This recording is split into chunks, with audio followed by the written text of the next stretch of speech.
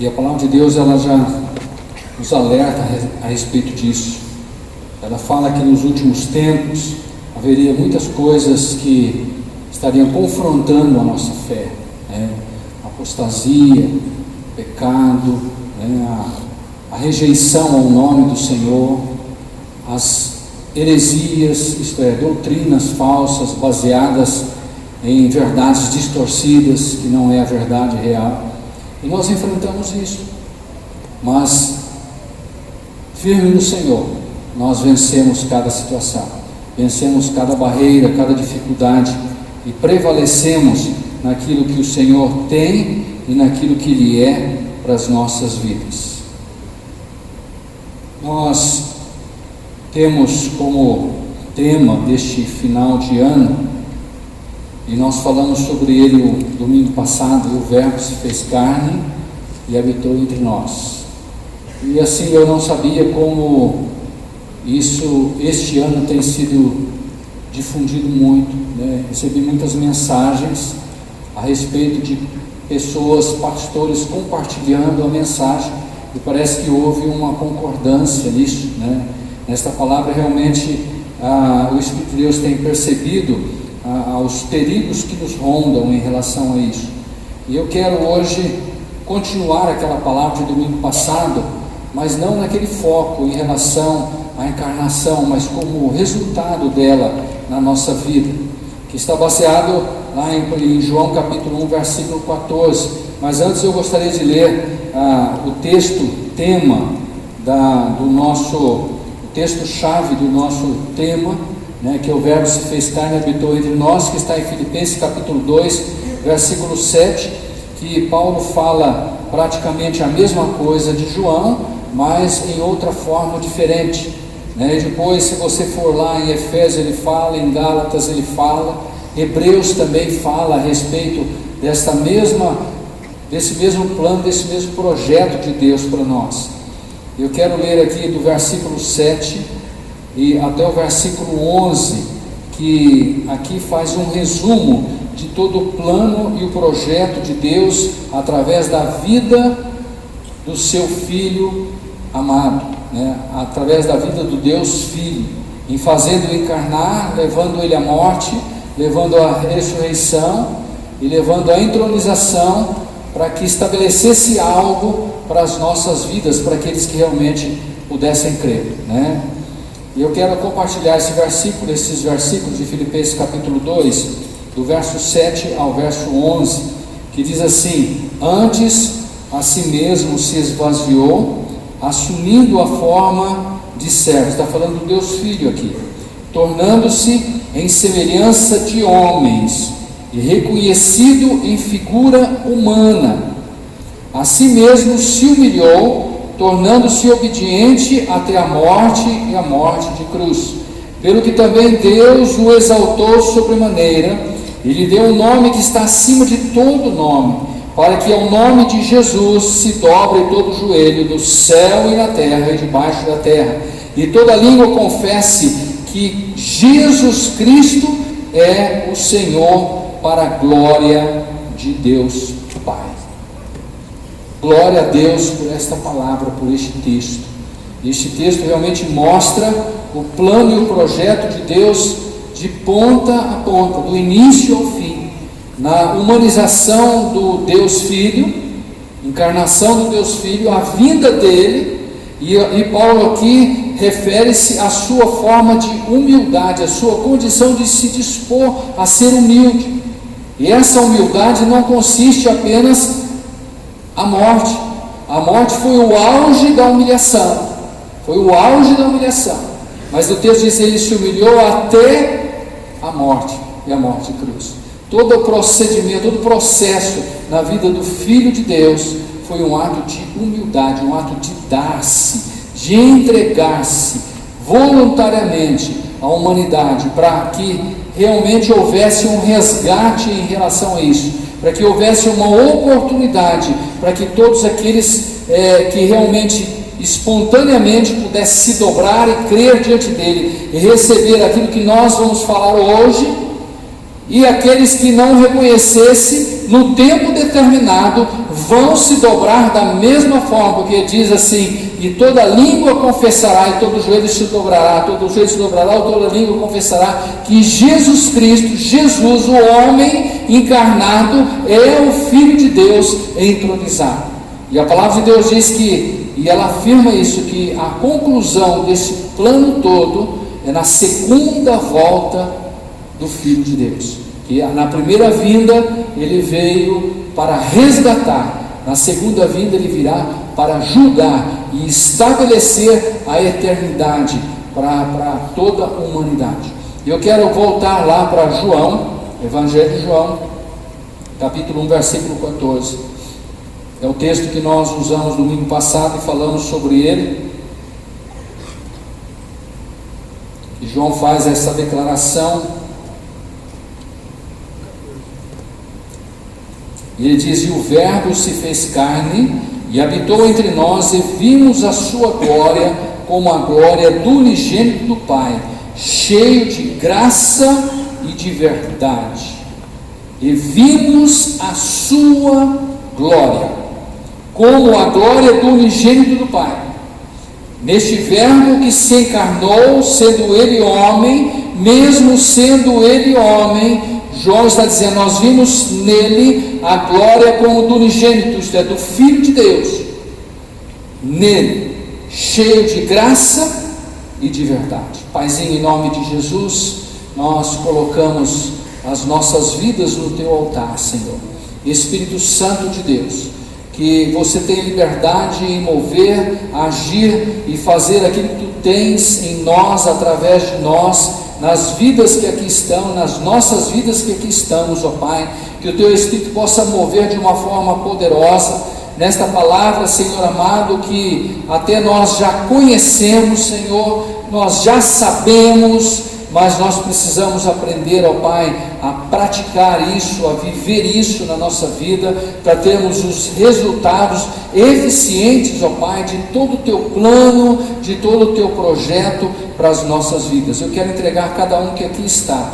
Eu quero colocar cada pessoa que adentrou neste lugar, cada pessoa que está neste ambiente, ó Pai, cada pai, cada mãe, cada filho, Senhor amado, que a tua unção venha sobre cada coração e o teu Espírito venha ministrar em cada vida, Senhor. Que haja, Senhor amado, um esclarecimento da tua vontade, que a tua palavra revelada, Senhor amado, nós venhamos achar a iluminação dela, Senhor, para o conhecimento da verdadeira revelação desta palavra. Nós nos entregamos nas tuas mãos, nós nos colocamos nos teus braços, Espírito Santo, e te agradecemos e damos toda a vazão, todo lugar, toda a oportunidade do Senhor agir e mover em nós, através de nós, em nome de Jesus.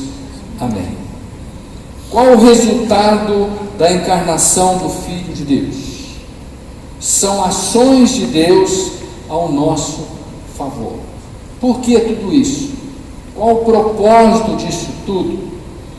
João diz: e vimos a sua glória como a glória do unigênito do Pai, cheio de graça e de verdade. A revelação da glória divina a nós, sendo criaturas. Aquela glória que foi vivenciada lá no Éden.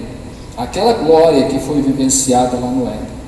E aquela glória que na vida do ser humano se perdeu com a transgressão, com o pecado, com a rejeição do plano e do projeto de Deus. Uma ação divina em favor do homem de forma íntima. Esta é a glória manifestada de Deus ao ser humano. A Bíblia diz que Deus todos os dias conversava com Adão. Deus ia atrás de Adão, né? Deus ia em busca de Adão. Deus ia no jardim para conversar com Adão. É um relacionamento de intimidade, onde o Criador e a criatura convivem em uma estreita aliança, onde o homem pode trocar seus fardos, as suas dificuldades com aquele que é superior a ele. Eu não sei o que Adão conversava com Deus. Adão não falava sobre estas coisas, porque Adão não tinha fardos, Adão não tinha cargas, Adão não pedia cura de enfermidades, Adão não pedia solução de problemas, porque ele vivia debaixo desta glória, ele vivia envolvido com esta glória. Deus ia no jardim para conversar com Adão e para trocar ideias com Adão. Não sabemos, certamente eu tenho uma curiosidade muito grande para saber o que eles falavam, né? O que eles falavam, para entender qual é o assunto que Deus mais ama e mais gosta. Mas nós, quando começamos a caminhar no Senhor, a gente começa a entender, a gente começa a descobrir os assuntos que Deus gosta, né? E quando a gente quer agradar a Deus, a gente conversa com Deus assuntos que Ele gosta de tratar conosco. Mas a palavra de Deus diz que também Ele gosta de ouvir as nossas necessidades, Ele gosta de ouvir os nossos problemas, Ele gosta de ouvir as nossas aflições. Nós agora, em uma condição inferior à de Adão, aonde passamos por lutas, dificuldades, aonde sofremos consequência desta ação pecaminosa na vida nossa, Deus também quer ouvir isso, e Ele quer criar esta ligação, porque a própria palavra de Deus diz, lá em Mateus capítulo 11, versículo 29 e 30, Jesus diz assim: tomai sobre vós o meu jugo e aprendei de mim, que sou manso e humilde de coração, e encontrareis descanso para as vossas almas, porque o meu fardo é leve e o meu jugo é suave. Nós vemos aqui a ação de Deus em favor do homem, para trocar no homem essa condição pesada, essa condição difícil, essa condição de sofrimento, de dor, de amargura, de aflição, por algo mais leve, por uma vida mais tranquila, por uma vida mais, como diz por aí, light. Esse é o propósito dessa glória de Deus sobre a vida do ser humano. Adão viveu isso lá no Jardim do Éden. O homem desprezou isso lá no Jardim do Éden, perdeu isso. Mas Deus quer realmente essa vida, e Deus quer este relacionamento, porque este relacionamento de glória, conforme Paulo diz, somos transformados de glória em glória, é que nos leva a viver esta intimidade, essa condição de uma total e plena confiança em Deus, para lançar sobre Ele todas as nossas necessidades, todas as nossas ansiedades, sabendo que Ele realmente cuida de nós. O que essa glória divina nos revela? Em primeiro lugar, ela revela o zelo de Deus em se aproximar de nós. Ou se você perceber, o texto diz que o Verbo se fez carne, Deus se humanizou para chegar próximo à criatura. Era a forma de Deus se aproximar. A distância, a discrepância era muito grande. O homem estava muito distante de Deus, porque ele se afastou de Deus. E Deus queria e precisava, de uma forma de entendimento humano nosso, uma forma de expressão, Deus precisava resgatar este homem. O amor pelo homem é grande, de Deus é grande pelo homem. Deus queria resgatar este homem. Ele precisava se aproximar deste homem. Como ele iria se aproximar? Transformando, fazendo-se homem, tomando a forma de homem, para trazer de volta um relacionamento com o homem, se aproximando dele. Veja bem que no Éden Deus cria o homem na base divina. O texto diz: e Deus criou o homem conforme a sua imagem, conforme a sua semelhança. E Deus tinha acesso de relacionamento ao homem. Deus tinha acesso. Mas o pecado tirou esse acesso, separou o homem de Deus. Qual a ação de Deus agora? Ir em busca de resgate deste homem, se aproximar deste homem. Como? Matando, exterminando este homem pecaminoso e criando um outro homem perfeito? Não. Fazendo-se homem como ser humano, se identificando com ele, para se aproximar dele, para, entre aspas, influenciá-lo a uma mudança de condição. Eu vejo isso, irmãos, algo tremendo de Deus. Eu vejo isso, um carinho de Deus, um zelo de Deus tão grande, nessa condição de humanização divina. Deus buscando se aproximar de alguém que virou as costas para ele, que o desprezou, que o banalizou, que o deixou, este homem decaído. Deus fazendo agora semelhante, Deus sai em busca deste homem. Deus saía para conversar com o homem no jardim do Éden. Agora Deus sai em uma condição totalmente diferenciada, em uma situação totalmente oposta. O Éden, eu creio que havia ali um manto glorioso, uma ação, uma atmosfera gloriosa da presença de Deus. Quando a gente vai em um lugar onde o Espírito de Deus age com liberdade, a gente se sente bem, não é verdade? Não sente gostoso? Imagine no Éden, como é que era? Eu acho que se ele tivesse a oportunidade de ir para lá, ele não quer sair de lá, né? Às vezes a gente encontra pessoa e fala: pastor, eu fui lá em tal lugar, mas que lugar gostoso. Eu já vi pessoa falar: eu fui lá no centro terapêutico, mas que lugar gostoso. Aquilo lá parece que promove uma paz. Promove não, parece não. Lá é um lugar de promoção de paz, porque é um lugar onde manifesta a glória de Deus. Lugar de guerra, de batalha, é um lugar de luta, de confronto com o inferno, mas é o lugar onde o exército de Deus está armado, com a espada desembainhada, onde a glória de Deus paira. É este ambiente que Deus agora quer trazer de volta ao homem. E nessa busca, Deus não discrimina o homem. Devido a essa distância absoluta, desta incompatibilidade entre homem e Deus, Ele se dispõe em fazer algo. Mesmo que este homem estivesse em seu estado, ou está em seu estado de decadência, de pecado, mesmo na condição do homem pecador, miserável, mesmo na condição do homem rejeitando, mesmo na condição do homem desprezando, Deus age e manifesta o seu agir, a sua glória, em busca a resgatar este homem. Ele desce da sua glória, humaniza-se para aproximar deste homem, para cumprir o plano de Deus na vida dele, chegando até o limite de um ato de humilhação, que é a morte de cruz, morrendo, ressuscitando, estando entronizado em glória, conforme Paulo diz em Filipenses 2, do 7 a 11, e todo joelho se dobrará e toda língua confessará que Ele é Deus, no maior alto posto. Por isso que ele diz: antes de subir ao céu, toda a autoridade me foi dada no céu e na terra. Mesmo nesta condição, ele volta para o homem, e ele busca este homem. E eu quero dizer para você que quando Deus olha para o ser humano, quando Deus olha para mim, quando Deus olha para você, Ele não focaliza a minha e a tua situação real. Ele não foca isso. Ele foca a perspectiva do que eu posso ser e você pode ser, com a ação gloriosa, divina na nossa vida. E quando Ele olha para isso, e Ele estende a sua aba, estende a sua mão, a sua misericórdia para nós, e aquilo gera resultado em nós, o nome dEle é glorificado, o nome dEle é exaltado, e nós passamos a usufruir desta glória poderosa, o zelo de Deus em se aproximar de nós.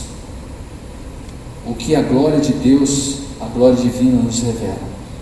Em primeiro lugar, o zelo de Deus. Deus é zeloso, Deus é cuidadoso. Neste zelo e neste cuidado, Ele faz o que for necessário para alcançar a minha vida e alcançar a tua vida. E eu vou repetir isso que eu estou dizendo: Ele faz o que for necessário. Você consegue entender isso? Se precisar, Ele toca na minha saúde, se precisar, Ele toca na minha vida, mas Ele faz o que for necessário para resgatar a minha alma, porque Ele me ama. Uma das vezes que os discípulos lembraram de uma manifestação de zelo em Jesus, é quando Jesus pega um azorrague, um chicote, e entra no templo e começa a açoitar os cambiadores, aqueles que estavam comercializando o templo. E ele diz assim: a minha casa será chamada casa de oração. É uma atitude um tanto estranha para quem tem zelo, né? Para quem tem zelo, mas a correção está ligada ao zelo, pode ter certeza disso. Esse é o zelo, o carinho que Deus tem pela minha vida e pela sua vida. Lembre sempre disso, que Deus é zeloso por você, Deus é cuidadoso. Em segundo lugar, o que essa glória divina nos revela? Em segundo lugar, uma glória, diz João aqui, cheia de graça. Cheia de graça. O que quer dizer esse cheia de graça? Essa graça divina é o motivo do nosso resgate. Essa graça divina, ela não olha para o ser humano e ela não é estabelecida pelos méritos humanos. Porque se Deus olhar para mim e Deus olhar para você, Ele não vai achar méritos em nós que venha ter motivo para Ele nos alcançar, nos resgatar. Ah, pastor, mas eu sou fiel a Deus. Ah, mas eu jejuo, né? Faz como o fariseu, jejuo uma vez por semana, dou aos pobres, né, os bens, dou o dízimo de tudo quanto possuo. Isso não gera mérito nenhum para fazer aquilo que Jesus fez por nós, aquilo que, melhor dizendo, o Filho de Deus fez por nós, tornando-se e nascendo como Jesus. Essa graça, ela não olha para os nossos méritos, mas ela é estabelecida por uma coisa: o amor de Deus pelo homem. É só isso que move a graça de Deus, o amor de Deus pelo ser humano, independente da sua forma de ser, independente da sua condição, sem restrição alguma. Porque a palavra de Deus diz que Deus amou o mundo, Deus amou a todos. Deus, Ele abomina as atitudes do ser humano, mas Deus ama o homem. Deus não ama o pecado, a prática de uma vida de pecado do ser humano, mas Deus ama o homem pecador, e toda esta ação de Deus foi realmente para resgatar este homem do pecado. E Deus não está baseado nos critérios de méritos meus, mas Deus baseia-se no seu amor, o amor que Ele tem por cada um de nós. Por ser graça, algo imerecido, Deus não está à procura de pagamento. Muitas vezes nós não entendemos a graça divina da forma que ela é, e nós queremos retribuir a Deus como algo que eu possa pagar uma dívida, que eu possa, se não pagar, ao menos amenizar uma dívida que eu tenho com Deus. Mas tudo que eu faça, ou tudo que eu possa fazer, isto nada vai resolver. Nós precisamos entender que o que fazemos para Deus jamais quitará esse favor, até pelo fato que Deus ocultou aos sábios e revelou aos humildes. Mateus capítulo 11, versículo 25, fala sobre isso aí, que Deus ocultou isto aos sábios, esta graça aos sábios, e revelou aos humildes. Se Deus quisesse uma retribuição, Ele inverteria. Você consegue pensar numa lógica assim? Né? Certa vez os discípulos se equivocaram em relação a isso. Quando Jesus fala para um homem a respeito, quando um homem chega para ele a respeito de segui-lo, e Jesus fala assim: vai, vende os teus bens, dá aos pobres, vem e segue. E aquele homem foi embora, triste. E Jesus falou assim: é mais fácil passar um camelo pelo fundo de uma agulha do que entrar um rico no reino dos céus. Rico aqui não é aquele que possui bens, mas é aquele que tem os bens como seu Senhor. Os discípulos não entenderam isso. Ele falou assim: mas então, se os ricos não podem ser salvos, quem vai poder se salvar? E de nós? Como nós somos que não temos nada? Né? Eles não entenderam isso. Eles não entenderam que essa graça, essa revelação, ela não é a base de troca de alguma coisa. A única coisa que Deus quer de nós é a nossa vida, para Ele trabalhar. E é o que mais nós temos dificuldades. O que mais nós temos dificuldades de realmente entregar ao Senhor. E a palavra de Deus também mostra que é com esta mesma graça que a recebemos, assim devemos transmiti-la. Aquilo que nós recebemos foi algo imerecido de Deus para nós. Eu olho para o espelho e eu não vejo nada que me convença a entender que Deus olhou para mim e se convenceu pelo que eu sou e pelo que eu tenho, ou pelo que eu faço, em me alcançar e me salvar. foi realmente graça, foi presente merecido dele. E essa graça que nós precisamos, como agraciados de Deus, nós precisamos retribuir. Nós precisamos retribuir. E é onde Jesus fala, lá em Mateus capítulo 10, versículo 8, diz: ide curai os enfermos, limpai os leprosos, ressuscitai os mortos, expulsai os demônios, de graça recebeste, de graça dai. Muitas vezes a gente fala isso em questão de cobrar, né? Valores. Mas é graça. Graça não é para mérito. E muitas vezes nós discriminamos. Eu não vou falar de Jesus para fulano, não vai adiantar nada. Eu não vou falar de Jesus para fulano porque ele não merece. Quem somos nós? Nós recebemos uma graça, um presente merecido. E nós temos esse presente merecido para ofertar. Quem vai realmente selecionar não somos nós.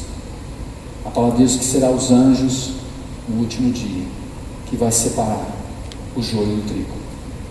Nós temos que propagar, nós temos que anunciar isso, nós temos que viver isso. Quem somos nós para avaliarmos quem merece ou não? Quanto mais miserável, mais carente. E muitas vezes nós vivenciamos situações. Nós estamos num culto, louvando a Deus, abençoados, de repente entra um embriagado. E muitas vezes as pessoas começam a orar e até expulsar para ir embora, né? Mas onde aconteceu bem isso? No culto dos jovens. E dançou, e fez coisa. Depois eu estava sentado no cantinho e falou assim: ô pastor, eu posso sentar perto de você? Eu falei: vem cá. Aí ele sentou. Aí começou a cantar, levantou, dançou de novo. E aquilo ali, de uma certa forma, incomoda, né? Mas eu pergunto: aqui não tem cachaça, o que ele veio fazer aqui? O que ele veio fazer aqui? Aqui não tem ninguém para compactuar com a vida corriqueira dele. O que ele veio fazer aqui? A Bíblia diz que Jesus atravessa o mar da Galileia, enfrenta uma tempestade e chega em Gadara. E lá em Gadara havia um homem, um texto diz um, outro texto diz dois, não importa, endemoniado, possesso. E ele vivia pelas tumbas, pelos cemitérios, e se retalhava, se feria. E as cadeias não o continham, ninguém conseguia prender aquele homem. Mas quando Jesus chega em Gadara, o texto diz que ele caminha em direção a Jesus. Meu Deus. E ele ainda reclama: Jesus, filho de Deus Altíssimo, que tenho eu contigo, vieste me atormentar no tempo? Ele caminha em direção a Jesus. O que ele estava buscando? Quem vai a Jesus busca o que, amados? Busca libertação, busca cura, busca salvação. Mas aquele homem estava possesso de demônios. A força da alma daquele homem era mais forte do que a legião que existia nele, que existia muito, existia mais de 2.000 demônios naquele homem. Porque 2.000 porcos foram acometidos por aqueles demônios. Demônio é um presente, é um para cada um, no mínimo. Ele caminha em direção a Jesus. A alma dele clama, a alma dele suplica, a alma dele chora pela libertação. E muitas vezes nós encontramos pessoas assim, e muitas vezes nós queremos discriminar isso. Não tem mais jeito. Jesus disse: graça recebeu. Você recebeu não é porque você merece, recebeu porque é graça minha. E você transmita isso de uma forma as pessoas serem agraciadas da mesma maneira, porque a graça minha não é tua, é para quem eu chamar. Você consegue entender isso? Amém? Amém, irmão? Vocês estão aí? Uma glória cheia de graça. Nós precisamos nos encher dessa graça. Nós precisamos nos encher dessa glória de Deus. Nós precisamos dessa glória a cada dia da nossa vida, essa glória que nos renova, essa glória que nos fortalece, essa glória que faz nos unirmos com Deus novamente, em uma aliança perfeita, infalível. É essa glória que nos enche de graça, que faz de nós mesmos não merecedores, mas nos leva a usufruir dos benefícios e os privilégios que Deus tem para nós. Essa é a graça de Deus a nosso favor. Mas João fala também de glória e verdade. A verdade, ela representa a fidelidade de Deus. Verdade é a fidelidade de Deus. É por isso que Deus procura adoradores que adoram em espírito e verdade, espírito e fidelidade a Deus. A verdade fala da fidelidade de Deus, por aquilo que Ele é e por aquilo que Ele promete ao homem. Em 1 Coríntios capítulo 1, versículo 9, Paulo diz assim: fiel é Deus pelo qual foste chamados para a comunhão de seu Filho Jesus Cristo, nosso Senhor. Se Ele te chamou para a comunhão com Jesus Cristo, seu Filho, nosso Senhor, Ele é fiel para te conservar, se você permanecer ligado em fidelidade a dele, até o dia da glória do Senhor. E você não precisa temer, não. Você não precisa temer. 1 Tessalonicenses, Paulo 5, 24, Paulo escreve: fiel é o que chama, o qual também o fará. Ele te chama e Ele vai fazer. Ele te chamou, Ele te redimiu, você atendeu o convite, você veio aos seus pés. Ele vai fazer aquilo que Ele precisa fazer na sua vida, na minha vida, na nossa vida. Ele não vai fazer muitas vezes aquilo que eu quero, mas aquilo que Ele sabe que é necessário. E é nessa comunhão que nós precisamos caminhar. É debaixo dessa fidelidade, dessa glória cheia de verdade e fidelidade, que nós precisamos entender para caminhar sobre esta terra, para não desviarmos da sua direção. Uma fidelidade que resiste até a incredulidade.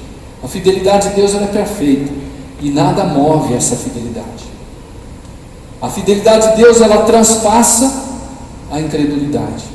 A fidelidade de Deus, ela transpassa a nossa infidelidade. Ó, Deus disse: mesmo que nós sejamos infiéis, Ele permanece fiel. Mesmo que nós sejamos, Ele permanece fiel. Em Romanos capítulo 3, versículo 3, Paulo diz assim: pois que, se alguns foram incrédulos, e a sua incredulidade aniquilará a fidelidade de Deus. Deus está falando a respeito, Paulo está falando a respeito da ação da lei. Mas mesmo diante disso, e agora a ação de Cristo na vida das pessoas, mesmo sendo o homem fiel, isso vai mudar a fidelidade de Deus? Não. Ele abre uma porta para mim, Ele é a porta aberta.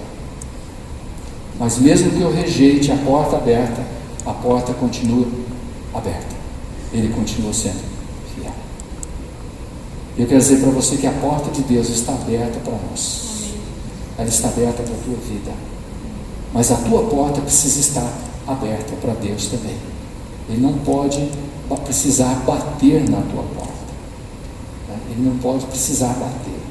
E se ele precisar bater, ele tem que estar do lado de fora com a porta fechada. Ele precisa ter acesso livre, né? Se você não quer deixar a porta aberta, quer deixar fechada, dá uma chave para ele. Vai no chaveiro, manda fazer uma chave, está aqui, Espírito Santo, essa chave é tua, porque essa casa é tua, pode entrar, né? Tenha liberdade. Fidelidade que gera conforto e proteção. Segundo Tessalonicenses 3,3, mais fiel é o Senhor, que vos confortará e guardará do maligno. Ele é fiel. E a palavra de Deus diz que aqueles que estão no Senhor, o diabo não toca. Não toca. O diabo não toca.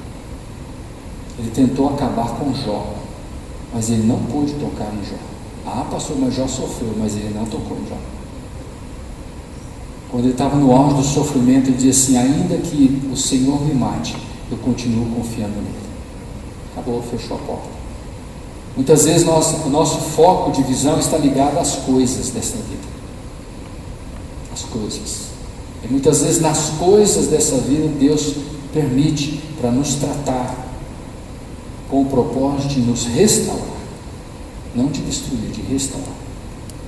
mas no teu homem interior, tendo Cristo na tua vida, você se torna alguém intocável.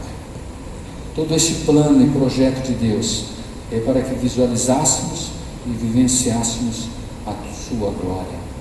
Todo este plano é para que no final possamos passar a nossa eternidade com Ele.